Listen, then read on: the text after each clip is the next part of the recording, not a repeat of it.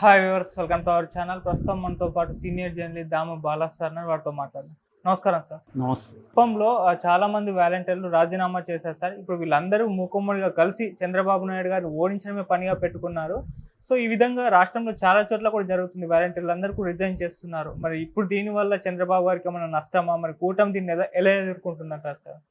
ఈరోజు కుప్పంలో 384 మంది వాలంటీర్లు చంద్రబాబుకు వ్యతిరేకంగా రిజైన్ చేసి మేము జగన్ని మళ్ళీ అధికారంలోకి తీసుకొచ్చుకుంటాము అని ప్రకటించారు.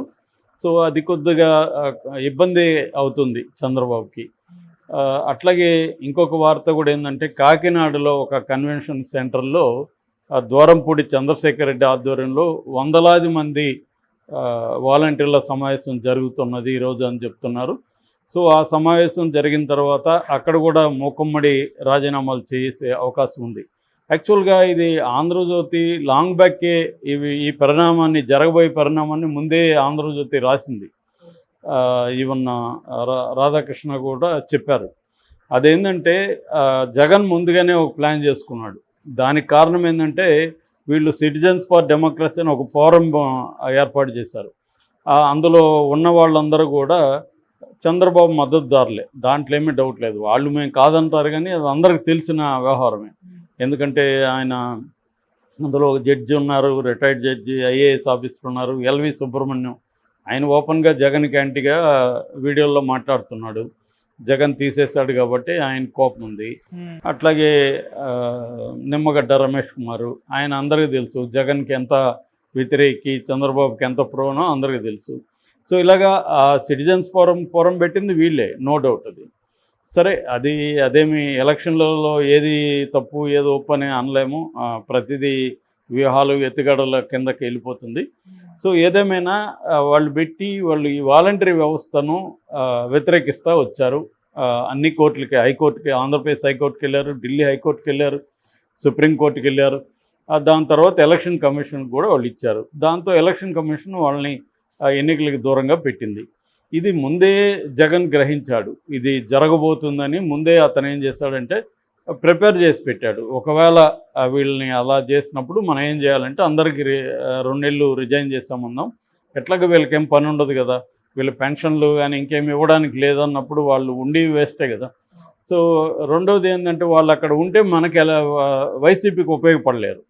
అందుకని మనకు ఎలాగో ఉపయోగపడలేరు కాబట్టి రిజైన్ చేయించేసి ఆ శాలరీ లేదో మనమే ఇచ్చి మనవై పని చేయించుకుందాం. ఎందుకంటే వాళ్ళకి ప్రజలతో బాగా దగ్గర సంబంధం ఉంటుంది. 50 ఏండ్లకు ఒకరు కాబట్టి ఆ 50 ఏండ్ల మీద ఒకరికి కంప్లీట్గా పట్టు ఉంటుంది, అండర్స్టాండింగ్ ఉంటుంది, కొంత ఇన్ఫ్లుయెన్స్ చేసే అవకాశం ఉంటుంది. సో వాళ్ళ వివరాలు, వాళ్ళ బ్యాక్గ్రౌండ్లు, వాళ్ళ సమస్యలు అన్నీ వాళ్ళకి తెలుసుంటాయి. రోజు వచ్చేపోయే వాళ్ళకి, ఇప్పుడు మా మదర్ ఊర్లో ఒంటరిగా ఉంటుంది, వాలంటీర్ వచ్చి కూర్చుంటాడు, ఈమె టీనో కాఫీనో ఇస్తుంది, ఒక అరగంట గంట కబుర్లు చెప్తాడు. ఈమె మొత్తం మా చరిత్ర అంతా వాడికి చెప్తుంది. సో ఇంకా టైంపాస్ కావాలి కదా. సో వాడికి ఇప్పుడు మా ఫ్యామిలీ బ్యాక్గ్రౌండ్ ఏంటి, మేమేం చేస్తున్నాం అన్నీ ఆ కుర్రాడికి తెలుస్తుంది. ఫైనాన్షియల్ పొజిషన్ ఏంటి అన్నీ తెలుస్తుంది. అలాగా ఒక పట్టుంది వాలంటీర్లకి. సో దాన్ని జగన్ బ్రహ్మాండంగా ఉపయోగించుకుంటున్నాడు. సో ఇది ఇక్కడ జగన్కి వాలంటీర్లను ఎలా ఉపయోగించుకోవాలి ఏంటనేది క్లారిటీ ఉంది. కానీ క్లారిటీలో ప్రాబ్లం ఎవరికి ఉందంటే, చంద్రబాబు నాయుడుకి కానీ కూటమికి కానీ వాలంటీర్ల విషయంలో కొంత క్లారిటీ లేదనేది అనిపిస్తుంది మనం పరిశీలిస్తే. ఎందుకంటే వాలంటీర్లు ఏమో ప్రజలకు ఉపయోగపడుతున్నారు. సో గట్టిగా వాలంటీర్లను వ్యతిరేకిస్తేమో నెగిటివ్ అవుతుందేమో ఒక భయం ఉంది. అట్టని వ్యతిరేకించకపోతే వాలంటీర్లు కానీ పథకాలు అందిస్తూ ఉంటే టచ్లో ఉంటారు కాబట్టి ఇన్ఫ్లుయెన్స్ చేస్తారు. సో అది నేను చాలాసార్లు చెప్పాను, అది డబుల్ ఎడ్జ్డ్ వెపన్ లాంటిది. అంటే అది వైసీపీ కార్యకర్తల్లాగాను వాళ్ళు పనిచేస్తారు, జనాలకు కూడా వాళ్ళ వల్ల మంచి ఉపయోగం అయితే ఉంది. ఎందుకంటే ఇప్పుడు ఏ పథకమైనా ఇంటికి తీసుకెళ్ళడం కానీ, అనేక సర్టిఫికేట్లు ఎంఆర్ఓ ఆఫీస్కో లేకపోతే సచివాలయంలో, ఈ మధ్య సచివాలయంలోనే సర్వీసులు ఎక్కువ పెరిగాయి. సో దానివల్ల ఏమవుతుందంటే, వాళ్ళు ఒక అనుసంధానకర్తల్లాగా పనిచేస్తున్నారు. అంటే ప్రజలకు, ఈ వ్యవస్థలకు, ఎంఆర్ఓ ఆఫీస్ కావచ్చు, ఇటు కావచ్చు. అంటే ఎంఆర్ఓ ఆఫీసులో నిజానికి అఫీషియల్గా వీళ్ళకేం పని ఉండదు, కానీ వీళ్ళు కొంత యాక్టివ్ అవ్వడం వల్ల వీళ్ళు రేపొద్దున పరిచయాలు పెంచుకుంటారు. ఎంఆర్ఓ ఆఫీసులో కూడా ఏదో ఫర్ ఎగ్జాంపుల్ ఫ్యామిలీ సర్టిఫికేట్ కావాలి నాకు, ఫ్యామిలీ సర్టిఫికేట్కి నేను ఇక్కడ దూరంగా ఉన్నాను, నేనేం చేస్తాను, అక్కడ వాలంటీర్కి ఫోన్ చేసి, అరే బాబు నువ్వు నాకు ఆ ఫ్యామిలీ సర్టిఫికేట్ పెట్టించు, నీకు ఏమేమి సర్టిఫికేట్లు కావాలో అవి ఇస్తాను, నీ ఖర్చులకు నేను ఇంత ఇస్తాను, నీ రెమ్యునరేషన్ కూడా ఇంత ఇస్తాను అని చెప్తాం. సో అది ఎక్స్ట్రా సర్వీస్ అతనికి. ఇట్లాంటి దానివల్ల కూడా వాళ్ళకి ఎక్స్ట్రాగా డబ్బులు కూడా వస్తాయి, ప్లస్ మన లాంటి వాళ్ళు దూరంగా ఉంటాం, మనకు అక్కడ ఇది ఉండదు, వస్తుంది. లేదా అక్కడ ఉన్న వాళ్ళు కూడా ఎంఆర్ఓ ఆఫీస్కి అందరూ పోలేరు. ఇలాగ రకరకాల పద్ధతుల్లో వాలంటీర్లు ఒక వ్యవస్థని నువ్వు గ్రామ స్థాయిలో పనిచేయడం మొదలుపెట్టినాక నువ్వు అనుకున్న కరెక్ట్గా అంత మాత్రమే ఉండదు, ఆ వ్యవస్థ దానికి అదే విస్తరిస్తూ పోతూ ఉంటుంది. సో అలా ఇవన్నీ జరగడం వల్ల ఏంటంటే ప్రజలకి వాలంటీర్ల వల్ల పెద్ద ఇబ్బందులు ఏం లేవు. అక్కడక్కడ వాలంటీర్లలో కూడా బ్యాడ్ ఎలిమెంట్స్ ఉండొచ్చు, ప్రతి డిపార్ట్మెంట్లో బ్యాడ్ సీడ్ అనేది ఉండదు. జర్నలిస్టులు అందరూ మంచి వాళ్ళని మనం సర్టిఫికేట్ ఇవ్వగలమా, డాక్టర్లు అందరూ మంచి వాళ్ళని సర్టిఫికేట్ ఇవ్వగలరా? ఏ వ్యవస్థ అయినా, ఏ ప్రొఫెషన్ అయినా అందులో కొంత బ్యాడ్ ఎలిమెంట్స్, ఇబ్బందికరమైన ఎలిమెంట్స్ ఉంటాయి.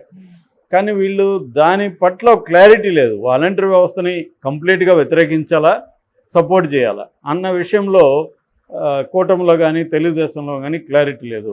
చంద్రబాబు బిగినింగ్లో ఉన్నారు, ఇదేమో వాలంటీర్ వ్యవస్థ, వీళ్ళు ఆయన వీడియోలు ఇప్పుడు వైరల్ అవుతున్నాయి ఈ మధ్య, వైసీపీ వాళ్ళు అది పనికి వైరల్ చేస్తున్నారు, వీళ్ళు మగవాళ్ళు లేని టైంలో పోయి తలుపులు తడతారు, ఇవన్నీ ఆయన కొద్దిగా హేళనగా మాట్లాడిన ఇది అప్పట్లో ఇదైంది.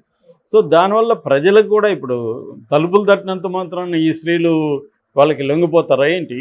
సో అంటే ఎవడో వచ్చి పిల్లోడు తలుపు తడితే మగవాళ్ళు లేనప్పుడు ఇంట్లో స్త్రీలు సరెండర్ అయిపోతారా వాళ్ళకి?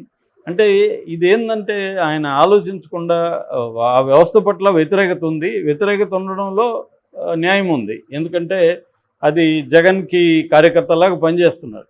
కానీ దాన్ని ఎట్లా ఎదుర్కోవాలనేది ఒక స్ట్రాటజీ, ఒక వ్యూహము, దానికి ఒక ప్రణాళిక ఇవి లేకుండా పోయింది చంద్రబాబు. కానీ అంటే ఏం మాట్లాడాలి, ఎలా మాట్లాడాలి, దాన్ని మన రిపర్కషన్స్ ఏంటి. దాని తర్వాత మళ్ళీ వాళ్ళు సైలెంట్ అయిపోయారు. ఈ లోపల మన ఇతను వచ్చి ఇంకా ధ్వంసం చేశాడు మొత్తం. ఎవరు? పవన్ కళ్యాణ్ వచ్చి అసలు వాలంటీర్లు మొత్తం సమాచారం కలెక్ట్ చేసి దీన్ని సంఘ విద్రోహ శక్తులకి ఇస్తున్నారు, అట్లాగే ట్రాప్ చేస్తున్నారు అమ్మాయిల్ని. సో దీనివల్ల వీళ్ళు హ్యూమన్ ట్రాఫికింగ్కి గురవుతున్నారు, మిస్సింగ్ కారణం అవుతున్నారని. హ్యూమన్ ట్రాఫికింగ్ వేరు, మిస్సింగ్ వేరు, ఈ రెండు అంశాలు వేరు. పవన్ కళ్యాణ్ ఏంటంటే చాలా విషయాలకు అతనికి తెలియదు ఒకటి, రెండోది తెలిసినా కూడా కావాలని చెప్పడం.